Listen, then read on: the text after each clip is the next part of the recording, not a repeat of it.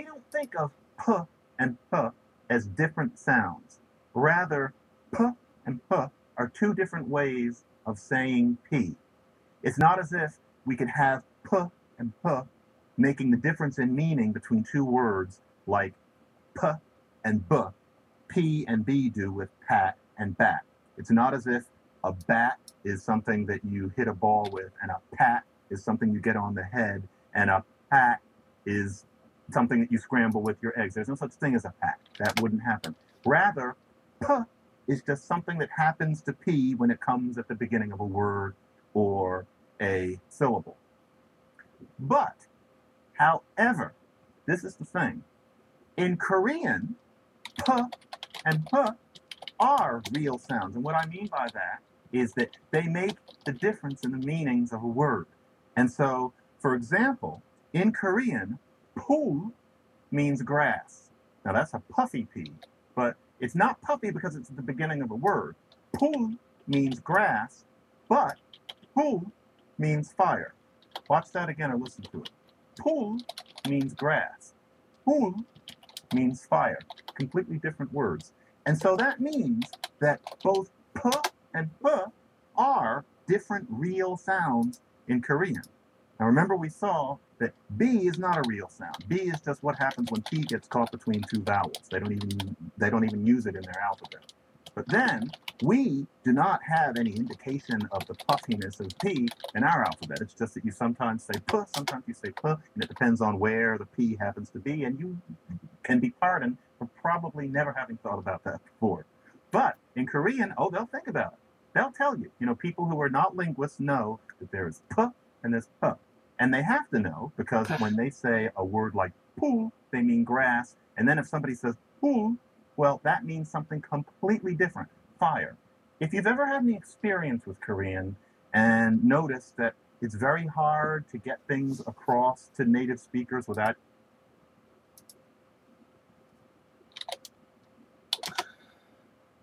tat.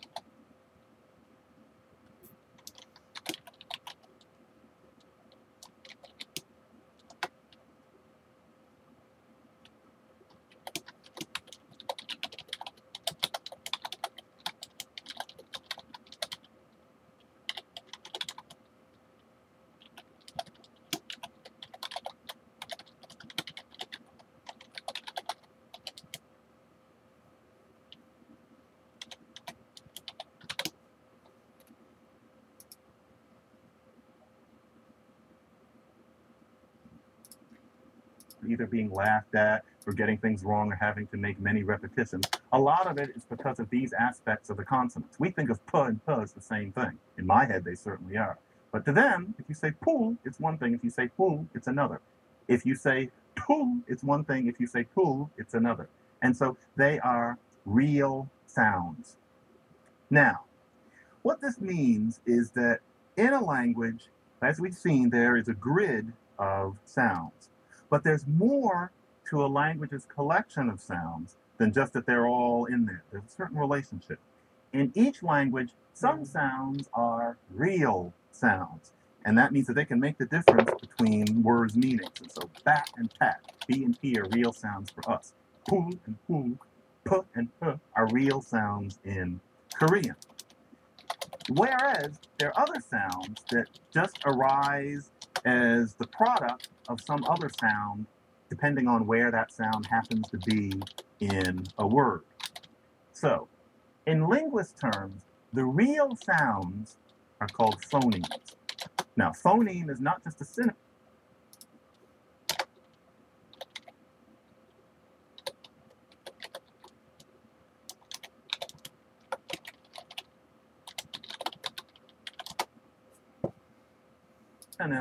for a sound.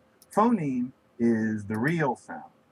In Korean, there is no phoneme B, because B is just something that happens to P when it gets caught between two vowels. It's a regular process, but it's not thought of as a real sound. It's not a phoneme. In English, P, as opposed to P, is not a phoneme. It's a sound. P and P are both sounds, but the phonemes are P and B.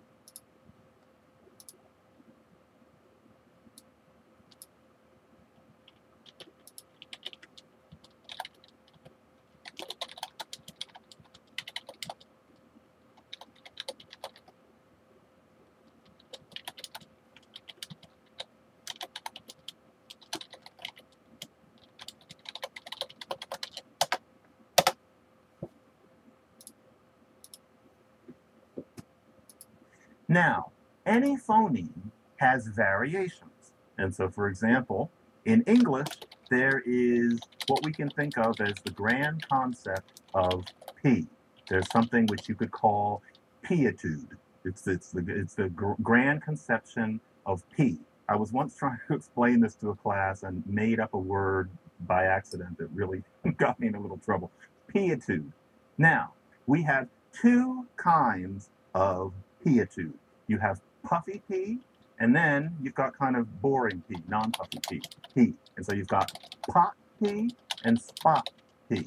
Now, those are variations on P.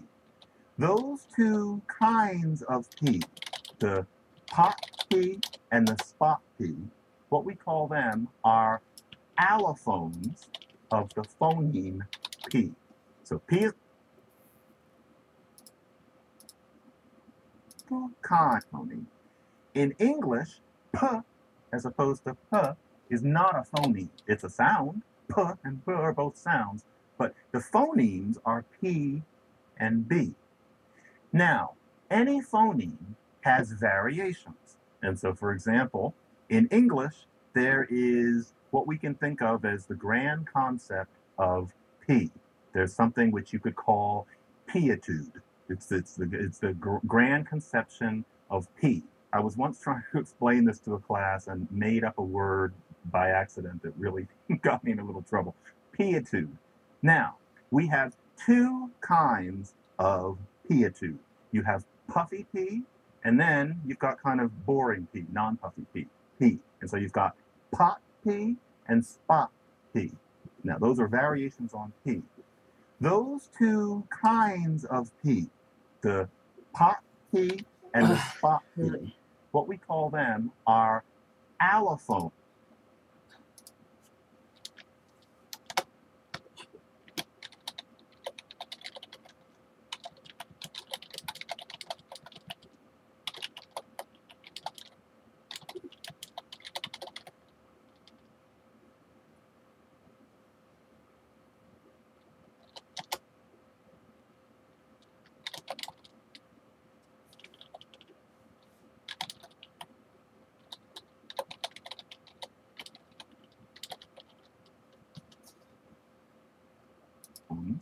Of the phoneme P.